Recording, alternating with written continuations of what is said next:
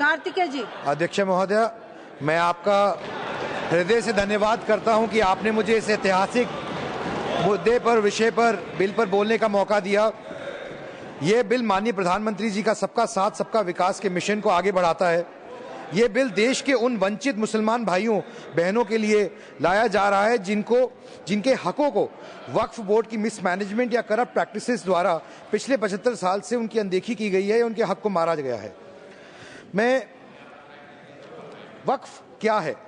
वक्फ का मतलब है किसी जमीन या संपत्ति को हमेशा के लिए दान देना, ताकि उसका इस्तेमाल किसी एक व्यक्ति के लिए नहीं बल्कि धार्मिक, सामाजिक या चैरिटी के कामों के लिए हो सके। वक्फ बोर्ड इशू एक प्योरली एडमिनिस्ट्रेटिव इशू है। Some colleagues in the opposition are trying to create misunderstandings in the country by giving a religious color to an administrative issue.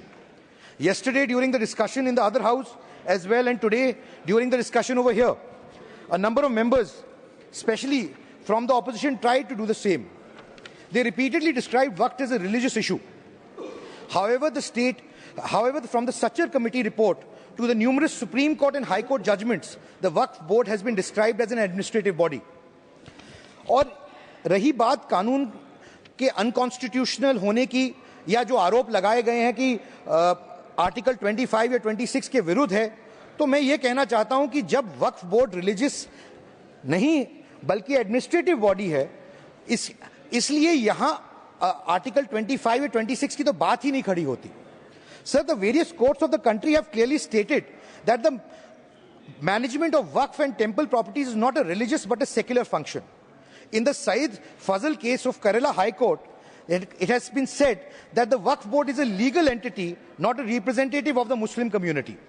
So in the Zafar Ahmad case in Allahabad High Court has ruled that the Mutawallis, the managers of Waqf, does not have ownership rights over the property and that his work is not religious but secular.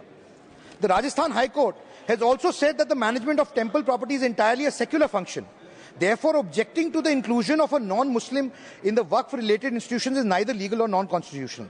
On the contrary, sir, the current law has several provisions that are unconstitutional, such as the Waqf by user or the absence of a provision for appeal against tribunals' decisions. Both these clauses, inserted after 1995, are against Article 300A, the right to property. So, why are our colleagues in the opposition who always talk about accountability finding fault with this bill, which has been brought with the intention of implementing management, property registration and financial transparency in the Waqf Board? Sir, this is hypocritical. Out of the approximately 31,999 cases pending in the Waqf Tribunal, more than 10,000 cases more than 33% have been filed by the Muslims themselves against these institutions. This is a criticism from within the very community these boards claim to serve, sir. Sir, Waqf board और opposition की कुनीतियों ने मुसलमानों को उनके अधिकारों से वंचित रखा है।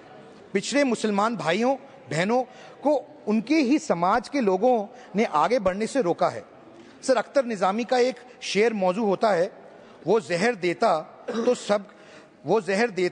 तो सबकी निगाहों में आ जाता, वो जहर देता तो सबकी निगाहों में आ जाता, सो ये किया कि मुझे दवाएं ना दी।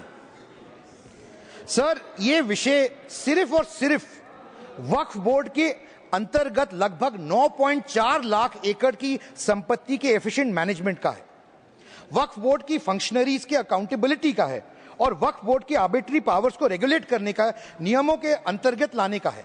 इसे धर्म के चश्मे से नहीं देखना चाहिए।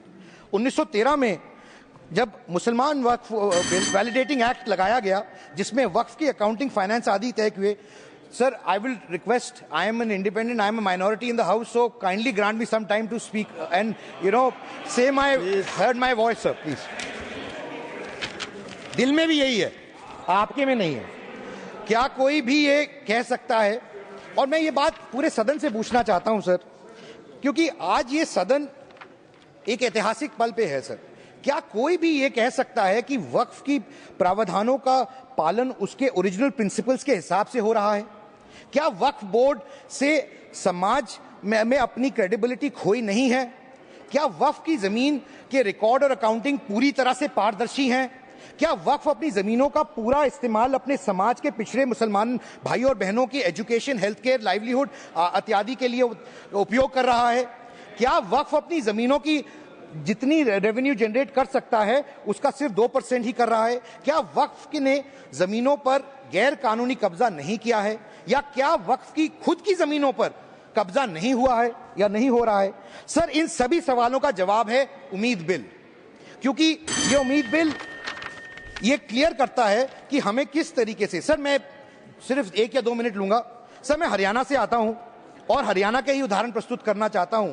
यमुनानगर के एक जटलेना गुरुद्वारा में, जो कि 1947 में जब विभाजन हुआ, तो वो गुरुद्वारा विभाजन के वक्त मस्चंद को अलॉट किया गया। 1967 में उस गुरुद्वारा पे वक्फ ने क्लेम किया और 1967 से लेकर आज तक वो गुरुद्वारा वहीं अटका हुआ है, उसमें कोई प्रोग्रेस नहीं, क्योंकि ये मामला कोर्ट के अधीन है। ऐसे बहुत सारे उदाहरण हैं जिनके अंदर मैं कोट कर सकता हूं, लेकिन समय का अभाव होने की वजह से मैं नहीं कोट करूंगा। पर मैं कुछ बातें जरूर रखना चाहता हूं, क्योंकि ये बातें सदन में इतिहास बनाने वाली बातें हैं और कुछ बड़े लोगों ने ये बातें कही है। सरदार पटेल जी की बात मैं कहना चाहता हूं, जो कॉन्स्टिट्यूएंट असेंबली की डिबेट के दौरान, the government must ensure that religious property serve public good, not private interest. The Waqf amendment bill 2024 does exactly that, sir.